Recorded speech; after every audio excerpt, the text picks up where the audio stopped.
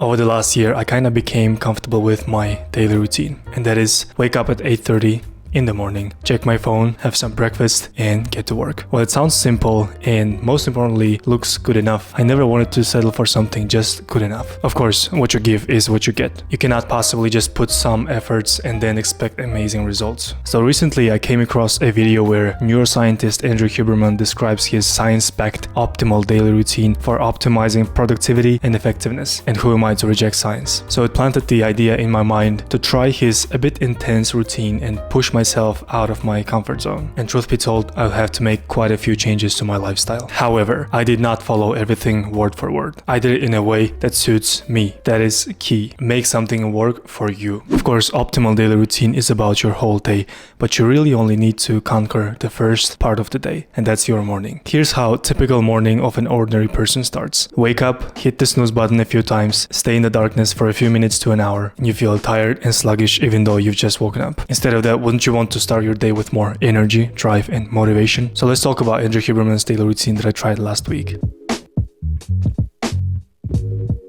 First things first, the perfect morning starts with a perfect night's sleep. One of the first things Andrew Huberman suggests is to cool down your room and make it more comfortable for your body to sleep or fall asleep. And I generally like a colder climate or maybe colder temperature in my room, so it was never my problem. So to say one of the least pressing concerns for me, I got 99 problems and cool air ain't one. Number 2, make sure you get enough sleep. Whether it's 6 hours or 8 hours, it's really up to your needs and up to your body. I personally function best when I'm getting around 7 to 8 hours of sleep every night, but when I was trying this challenge I was able to get only about 6 to 6.5 hours, which is probably due to my poor management of this routine.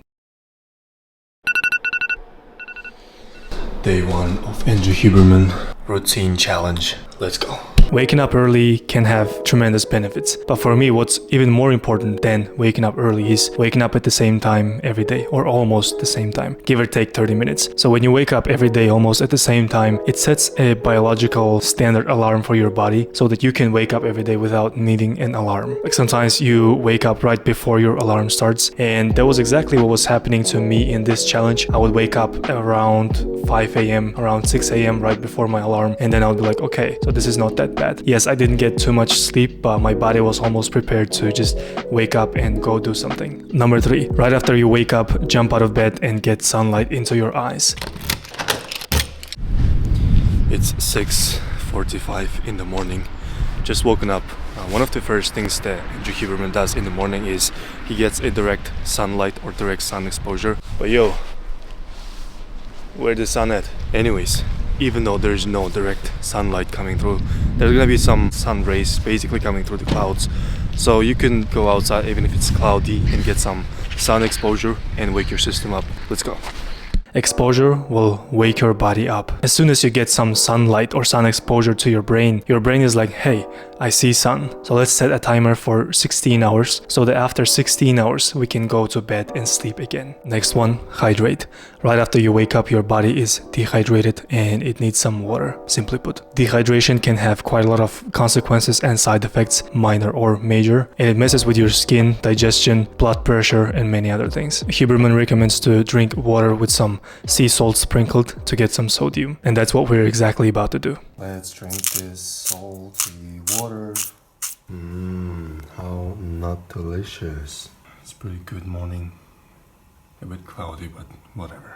The next rule is gonna be avoid caffeine for a couple hours after you wake up. Now, coffee is something I almost never consume. Truth be told, it almost baffles me just how dependent people tend to get on coffee. It's something that they religiously must do. So they say things like, I avoid caffeine for 1.5 hours, and then it's my time to take caffeine or like drink coffee. And I'm like, cool, that's cool thing. Like you can drink that recreational hobby or whatever. Or sometimes you just want some caffeine to have that kick in the energy. But on the other hand, why do people act like coffee is a must-do thing? Why do people rely on coffee so much for energy? I mean, I understand it smells cool, it's aesthetic, it's warm, but At the same time, I try to rely on myself for energy. I try to rely on internal things, not external. So instead of taking pre-workouts or coffee to, get some energy, why don't you wake up and wash your face and do some exercises? On another note, I might grab cappuccino or espresso for aesthetic reasons or when I'm working in coffee shops. But besides that, I really don't want to be so dependent on one single thing or one single product. So you can imagine this was also one of my least challenging tasks. Avoid coffee, hold my beer. The next step is gonna be cold shower. This was probably the most difficult task I had to do in this challenge, besides waking up at 6:30 almost every morning. Cold showers can be frightening and scary, especially if you live in your comfort bubble and don't want to make yourself suffer. The moment you wake up and then you realize that you have to take cold showers, it's probably not the happiest and not the most exciting part of the day, but you have to go through this thing so that your body will thank you later, so that your body will release some dopamines and make you feel good for what you have done, give you a reward for what you have accomplished. As I said, cold showers are frightening and scary, but as long as you hop on the shower and just scream it out and just go through this thing, it doesn't seem that scary anymore. Now it's a few days since I've completed the challenge, but I'm still taking cold showers every morning just because I like the way it makes me feel after I've just accomplished this not really exciting task. Once you're done with this nitty-gritty part of your morning, what you have to do is you have to avoid distractions. Now, morning routine is as much about not doing something as it is about actually doing something. It sounds confusing, but let me explain. So you take cold showers, you drink water, you wake up, you're actively doing something, but it's also about the things that you shouldn't do. It's also about you not scrolling your phone and not scrolling your social media the moment you wake up. Simply put, avoiding social media and any type of distractions enables you to have more headspace and focus during your work. After we're done with everything, this is the most interesting part of the day because you get to accomplish a cognitively challenging task, or we can call it deep work. It's a period where you work for a couple of undisturbed, uninterrupted hours and you really try to get shit done. For me, it's usually my full-time work in a consulting firm. So during my usual weekdays, I am occupied with working. Andrew Huberman mentions that he also likes to get some workout in before noon. So besides a cognitively challenging task, he also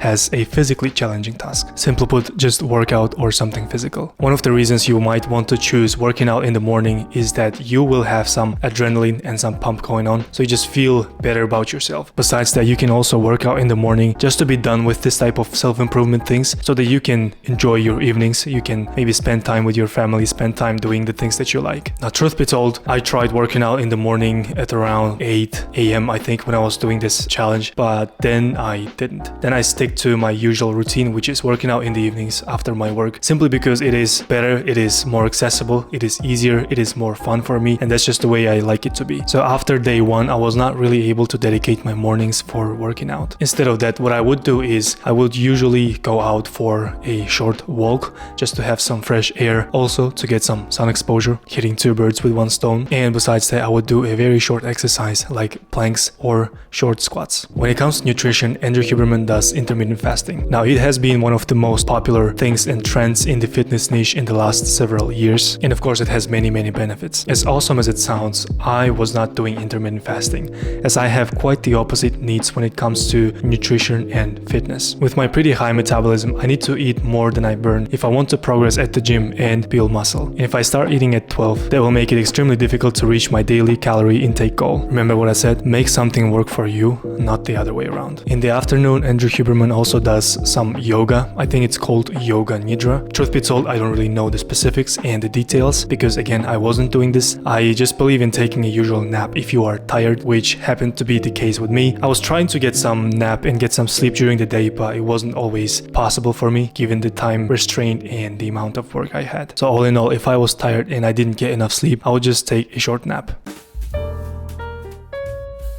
Now that we're done talking about the routine and the process, let's talk about the results and what I actually recommended to anyone. One of the obvious results and changes I saw was I decreased my screen time by 28%. And how I know this? Well, I just looked up my iPhone screen time statistics. I wasn't doing anything extraordinary or specific when it comes to my phone. I was just trying not to use it in the morning as often as I would. I'm also continuing to do cold showers. I'm not sure for how long I'm gonna be sticking to them, but for now, it makes me feel very good and gives me that extra drive that I need for the day. Besides that, I'm also waking up pretty early, so around 7 a.m., 7:30. Waking up at 6 or 6:30 per se was a bit unsustainable and not realistic for me, because sometimes I just like to stay up, do some work and finish up some tasks. Another thing that I realized is that right after you wake up, you need to get some sun exposure into your eyes. I'm not saying that this is a result of the challenge, but now at least I know the science and the reasoning behind it, and now I'm more inclined to just wake up and then go to the window, look outside and see, okay, this is what I need to do now to wake up, because otherwise you might look at your bed and want to just hop on it right away. And last but not least, waking up early, taking cold showers, doing this type of small daily routines simply gives you more energy and motivation to be more disciplined throughout the day, to accomplish more, and just to feel better about yourself. Because at the end of the day, all we want to do is improve, do better, and become better. If you like this video, hit the thumbs up and subscribe to this channel, and I'll see you in the next one.